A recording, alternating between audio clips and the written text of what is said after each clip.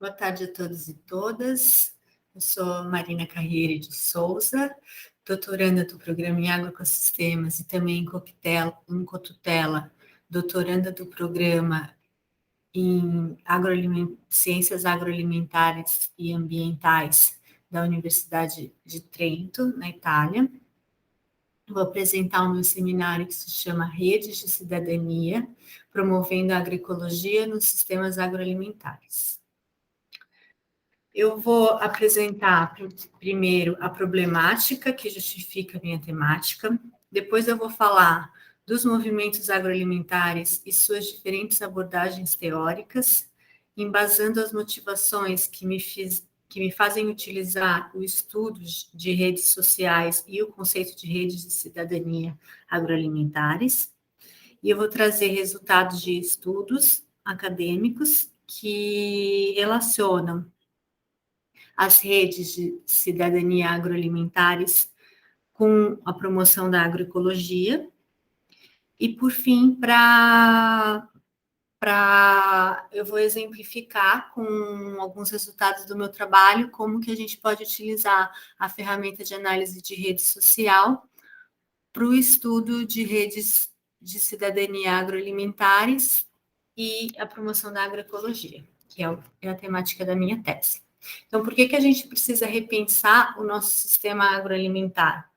O sistema agroalimentar dito hegemônico, ele é caracterizado, entre outros aspectos, pela agricultura intensiva, com técnicas de produção ecologicamente danosas que funcionam em cadeias longas governadas por grandes corporações e complexos agroindustriais operando em escala mundial.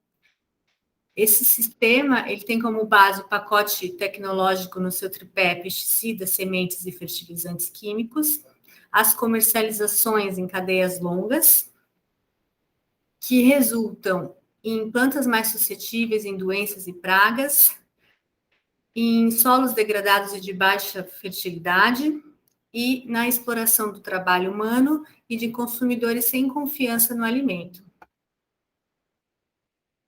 Aqui aprofundando um pouquinho mais, apesar da produção em larga escala, esse sistema ele não eliminou a fome e a malnutrição.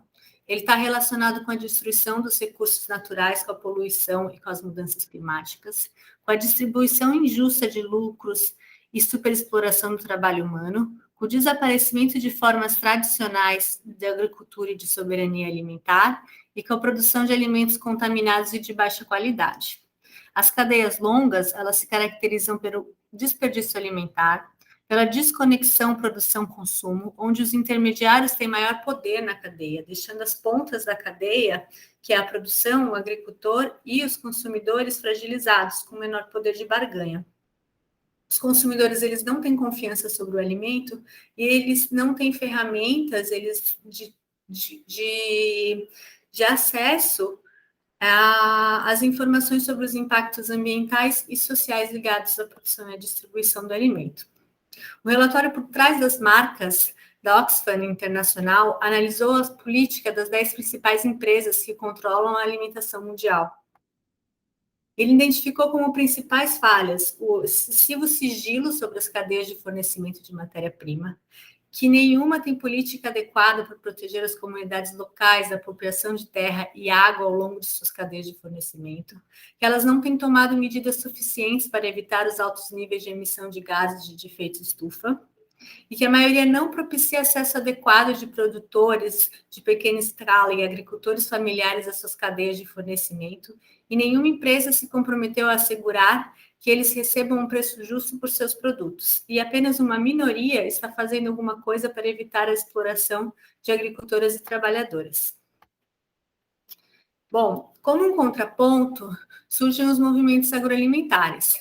Nos anos 1970, a ideia de uma agricultura alternativa se apresentava como antagônica ao padrão imposto pelas tecnologias da Revolução Verde, aquele tripé que eu falei ali no começo, com as cadeias longas de produção. Entretanto, a noção de redes alimentares alternativas, ela amplia o escopo da alternatividade para além da produção, incorporando estratégias de enfrentamento ao modelo hegemônico de distribuição e consumo, ou seja, abrangendo todo o sistema. E essas estratégias vêm se construindo no mundo ocidental desde meados de 1980, junto à ascensão desse modelo hegemônico. Então, os movimentos, a partir daí, tendem agora a se engajar na construção de novas redes de produção e consumo. Esses movimentos eles têm diferentes abordagens teóricas, que na última década foi crescente o número de estudos sobre as novas formas de aprovisionamento de alimento, com especial atenção sempre para as relações que se estabelecem entre produtores e consumidores, paralelamente ou em oposição ao regime dominante, utilizando-se de diferentes conceitos e perspectivas teóricas que eu vou passar um pouco aqui agora. Então, os movimentos agroalimentares, eles têm ênfase no ativismo alimentar e nos compromissos políticos e sociais que orientam as práticas. Já os sistemas agroalimentares locais, segundo Niederle, Schneider e Schubert, de 2014, eles distinguem, diz que a distinção entre o local e o global, elas não são claras e tem permitido tem perdido significado empírico e analítico. Que agora a discussão ela se desenvolve a partir da compreensão das múltiplas redes que se organizam de modo sobreposto entre vários níveis espaciais. E que a localidade ela deve ser compreendida a partir da sobreposição de várias redes. Que os processos de localização eles não podem ser simplesmente vistos como um contraponto da globalização. E Morgan complementa que esses sistemas eles servem esse conceito de sistemas agroalimentares locais, eles servem a muitos propósitos, mas ele não nos leva automaticamente à justiça social. Os sistemas agroalimentares locais não necessariamente são socialmente justos. Aí a gente chega no conceito que eu falei no começo sobre as redes alimentares alternativas, que, segundo fonte 2010, é o último que tange ao conteúdo informativo que diferencia essas cadeias curtas de suprimento. Porém, existe uma tendência de se enxergar esse termo em oposição ao sistema convencional, que acaba mascarando que esse sistema, muitas vezes, o sistema convencional e o alternativo, eles convivem dentro de um mesmo espaço e eles podem possuir graus de sobreposição. A partir daí, a partir do sistema de redes alternativas, surge o conceito de redes de cidadania agroalimentar, que são uma categoria complementar e avançada a partir do conceito de redes alternativas. Então, ele se constrói a partir como base no conceito de cidadania, onde os consumidores assumem um papel ativo em processos que vão muito além do objetivo de satisfazer necessidades alimentares imediatas e de consumir produtos saudáveis. Nelas, os consumidores cada vez mais se apropriam da problemática social e ambiental. Do lado dos consumidores, o apoio às causas não se dá apenas através da compra do produto, mas também, cada vez mais, através da participação da autogestão das redes e na articulação com outras entidades da sociedade civil e do Estado. Então, o conceito que eu estou utilizando é que as redes de cidadania agroalimentares, elas são um grupo de pessoas e organizações em torno do sistema agroalimentar que operam articuladamente em toda a cadeia ou circuito agroalimentar, atuando nos eixos produção, distribuição e consumo e se apoiando em valores fundamentais como solidariedade, reciprocidade, democracia e cidadania. Então, o que são redes sociais? Por que pensar as redes de cidadania agroalimentares e por que trabalhar elas através da análise de redes sociais? As redes sociais são formas de pensar sistemas sociais com foco na relação entre os entes, que formam o sistema, que são chamados de atores ou nós. Os nós podem ser qualquer coisa, indivíduos, animais, mas como pessoas e animais, mas ele também pode ser coletivo, como times, empresas, instituições, cidades, países ou uma espécie. O relacionamento entre esses nós, eles também possuem as suas características específicas, que em uma análise de social são pensadas como laços. E parte do poder desse conceito de rede social é que ele fornece um mecanismo de conexão indireta entre as diferentes partes do sistema que podem se afetar entre si. Bom, aqui os circuitos curtos de comercialização, eles estão dentro de todas essas abordagens que eu trouxe até aqui. E qual que é a base dele? A aproximação entre os consumidores e os agricultores. Essa aproximação pode ser relacional, informacional ou espacial, dependendo do conceito que você está utilizando e qual que é o enfoque que ele está dando ali.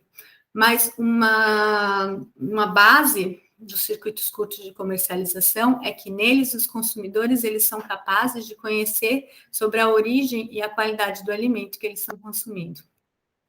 Aqui expandindo para além dos circuitos curtos, uma ilustração das redes de cidadania agroalimentares. Então, para além dos circuitos curtos, a gente tem os valores que permeiam as redes, como solidariedade, democracia, cidadania e reciprocidade, e os outros atores, que podem ser os grupos de consumidores, movimentos sociais, instituições, intermediários, e os consumidores, eles atuam com consumo político e consciente baseado em valores. Aqui são alguns exemplos de novas formas de aprovisionamento e de movimentos, como CSAs, comunidades que suportam a agricultura, os grupos de aquisição solidária na Itália, o movimento genuíno clandestino, o movimento Slow Food e as células de consumidores responsáveis, que é uma experiência nossa, aqui de Florianópolis, o Laboratório de Comercialização da Agricultura Familiar. Bom, alguns estudos acadêmicos. Aqui focando nos grupos de compras solidárias, os GAS, que nasceram na Itália, no norte da Itália,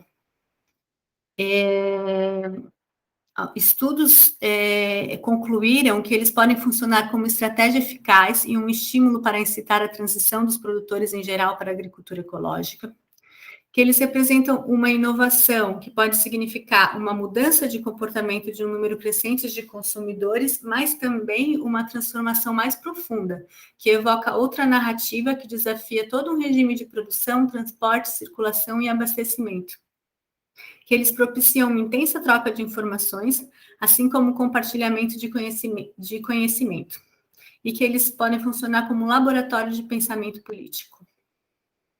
Já a experiência das células de consumidores responsáveis, que conecta consumidores e produtores através da venda direta por pedido antecipado de alimentos agroecológicos em formato de cesta física, os atores envolvidos na produção e no consumo, eles assumem responsabilidades compartilhadas que são estabelecidas e acordadas coletivamente, e organizam a dinâmica de compra e venda e promovem essa relação direta entre o produtor e o consumidor.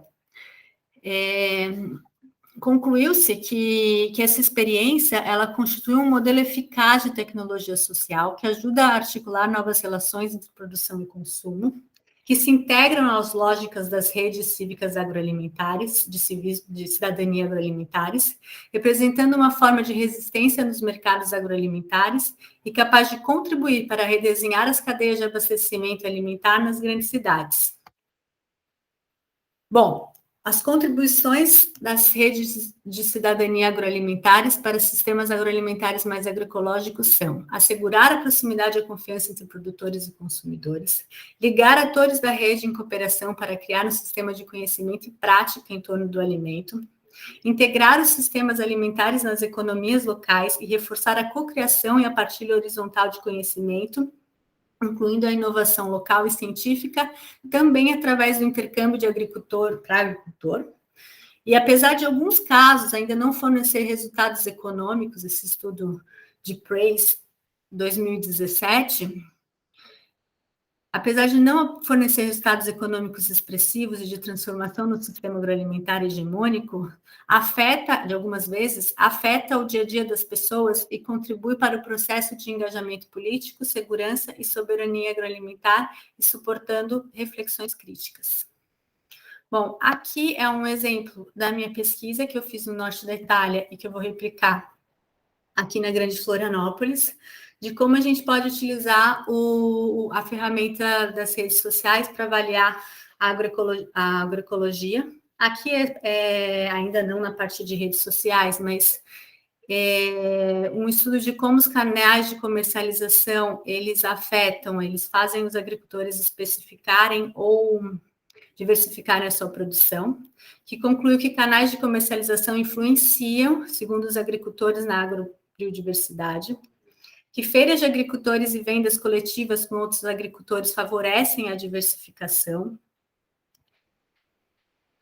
que, apesar de ser um importante canal consolidado de comercialização, os GAs eles não influenciaram na agrobiodiversidade, que as lojas especializadas também não influenciaram, e que as cooperativas elas favorecem a especialização para a maioria dos agricultores. Aqui já um exemplo da análise de rede social, que eu entrevistei 19 agricultores e 78, que são esses em azul, os quadrados foram citados por esses que estão em vermelho, os entrevistados. E os tipos de interação que eu estudei foram colaboração, troca de conhecimento e colaboração para ação política no território. Aqui já é a rede de comercialização para comercialização. E já se percebe preliminarmente que as redes de comercialização elas estão interligadas com outras redes, como as redes de informação e as redes de comercialização. E que, por exemplo, os agricultores que estão conectados em redes de comercialização, eles também conversam entre si sobre a necessidade de mudar o sistema agroalimentar, o que traz esse caráter de cidadania e de movimento para essas redes. Como considerações finais, as redes de cidadania agroalimentar abrangem muitas partes do sistema agroalimentar, consumidores, agricultores, instituições e sociedade civil. A articulação dos agricultores e o seu contato com os consumidores através das cadeias curtas é importante para a expansão do movimento de cidadania em torno do sistema agroalimentar e, consequentemente, relevante para a expansão da agricultura biológica e da agroecologia. Obrigada.